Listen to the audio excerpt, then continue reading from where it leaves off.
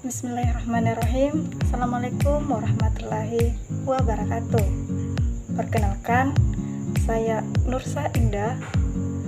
Saya mahasiswa Prodi Pendidikan Matematika Fakultas Keguruan dan Ilmu Pendidikan Universitas Sulawesi Barat.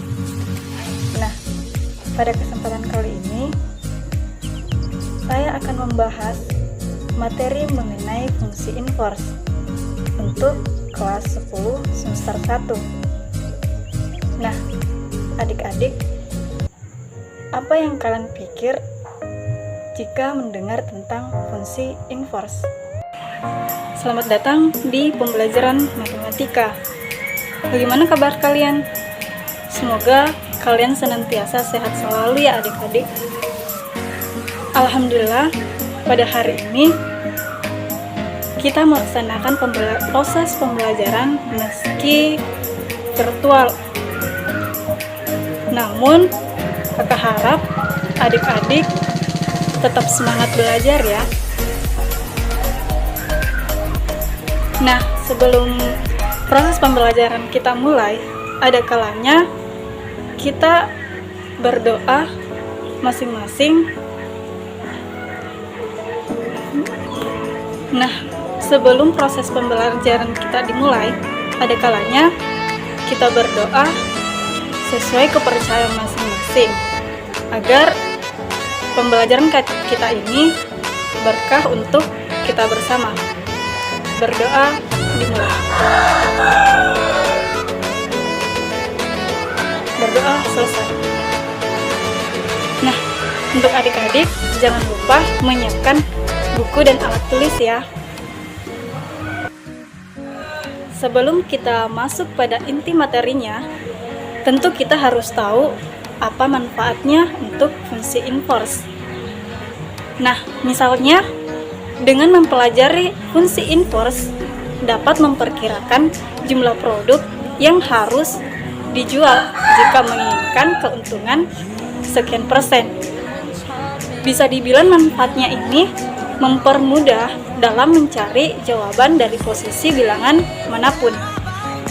Nah, adik-adik, adapun tujuan pembelajaran yang harus kita capai.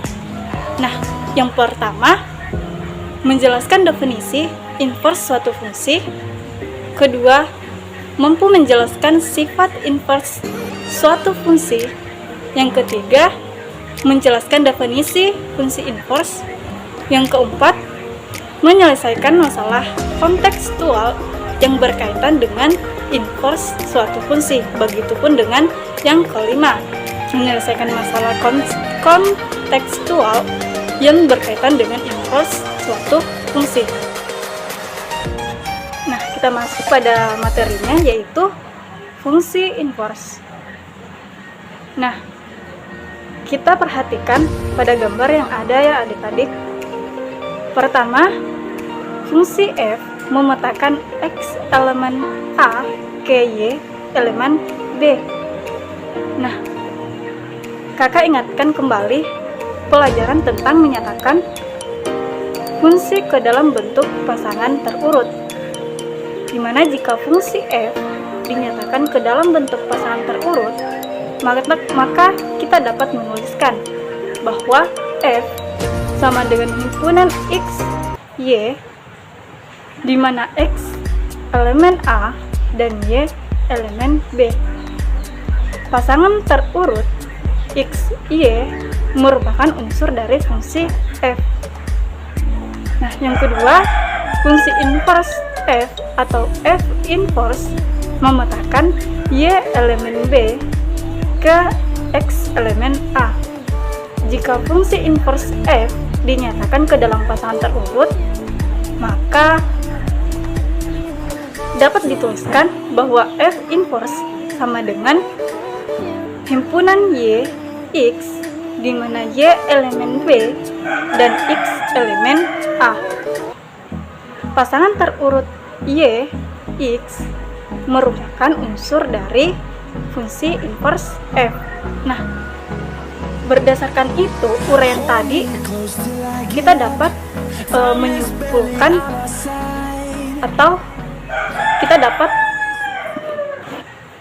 Berdasarkan uraian tadi, dapat didefinisikan inverse suatu fungsi, yaitu jika fungsi f memetakan a ke b dan dinyatakan dalam pasangan terurut f sama dengan himpunan x, y, di mana x elemen a dan y elemen b, maka inverse fungsi f atau dilambangkan dengan f pangkat negatif 1 atau f inverse adalah relasi yang memetakan b ke a, di mana dalam pasangan terurut dinyatakan dengan f inverse sama dengan himpunan y, x, di mana y elemen b dan x elemen a.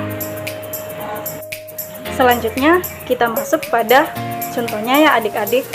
Nah, diketahui fungsi f di mana a ke b merupakan fungsi bijektif. Fungsi g sama dengan c ke d merupakan fungsi injektif. Dan fungsi h sama dengan e ke f merupakan fungsi surjektif. Nah, adik-adik perhatikan pada gambar yang tertera ya. Nah, untuk pertanyaannya yang pertama, jika fungsi inverse f memetakan b ke a, fungsi inverse g memetakan d ke c, dan fungsi inverse h memetakan f ke e, maka gambarlah ketiga inverse fungsi tersebut.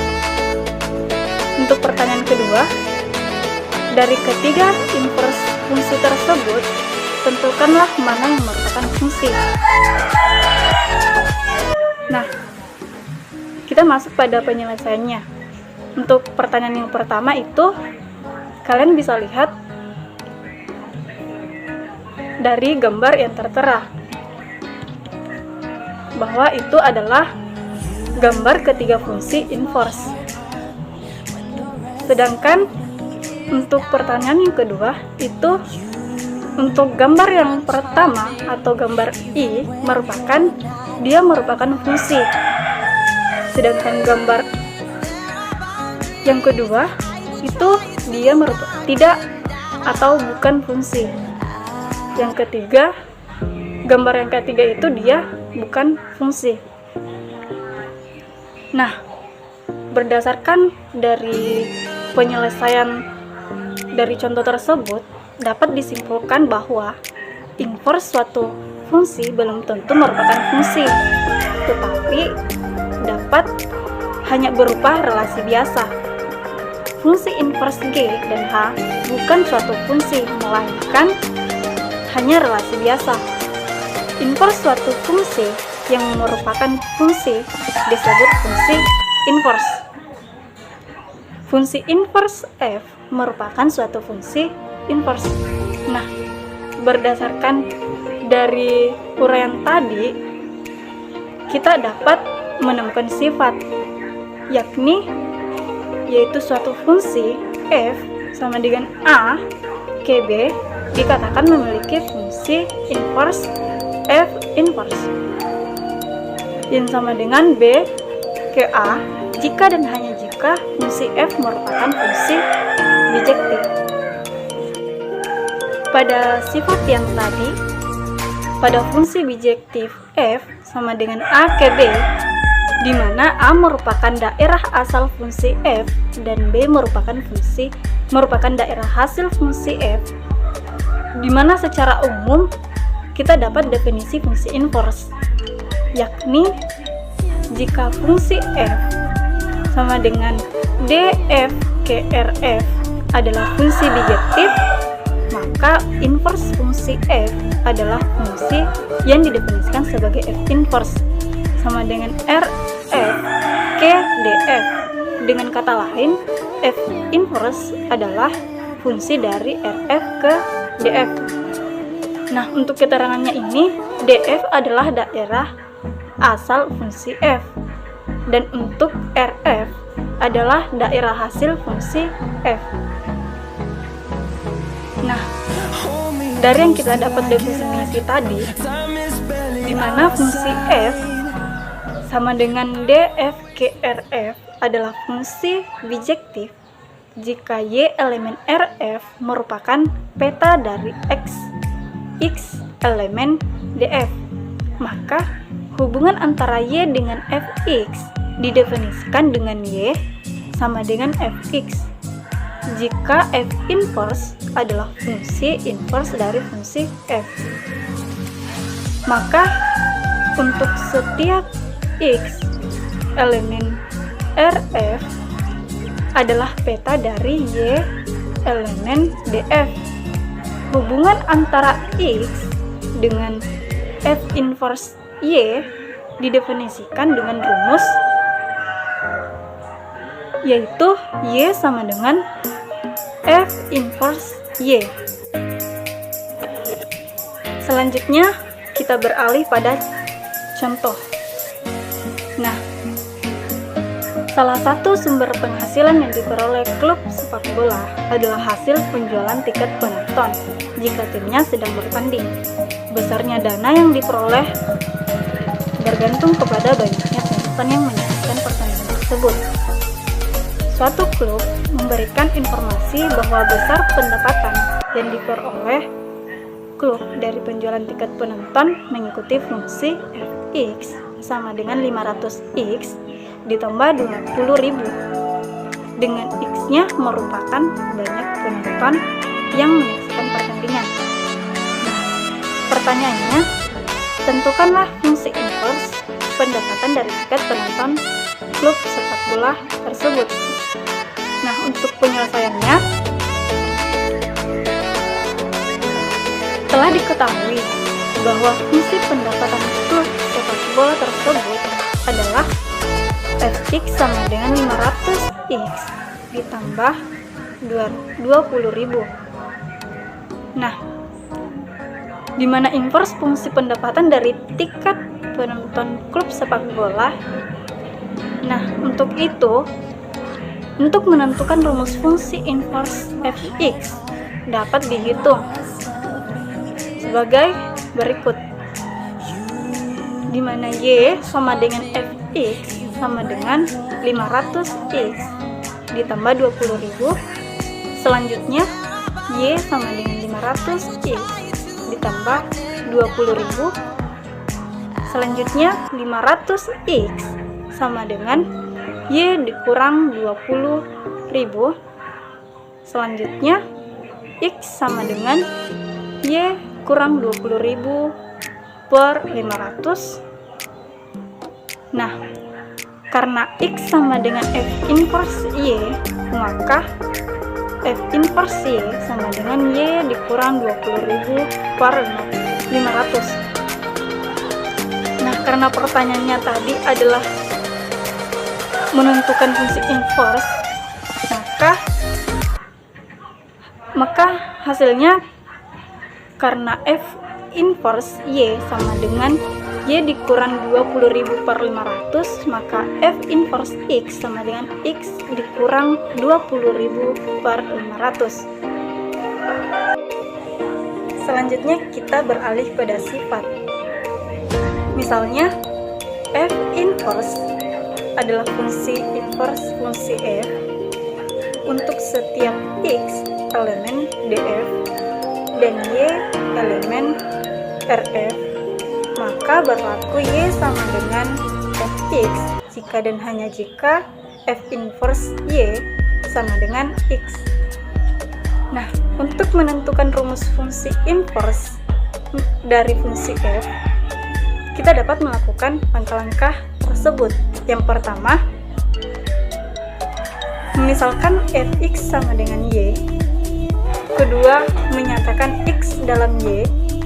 Ketiga, menentukan rumus dari F inverse X dengan mengingat bahwa F inverse Y sama dengan X dan mengganti variabel Y dengan X. Selanjutnya, kita beralih pada contoh dari sifat tersebut, di mana diketahui F RKR dengan Fx sama dengan 2x kurang 5 Nah, untuk penyelesaiannya, karena Y sama dengan Fx, maka Y sama dengan 2X kurang 5. Selanjutnya Y sama dengan 2X kurang 5, yang berarti X-nya sama dengan F inverse Y. Selanjutnya 2X sama dengan Y ditambah 5. Selanjutnya X sama dengan Y ditambah 5 per 2. Dan untuk hasil akhirnya, yaitu F inverse X sama dengan X tambah 5 per 2. Baiklah adik-adik sekalian, sudah paham kan materi yang untuk hari ini?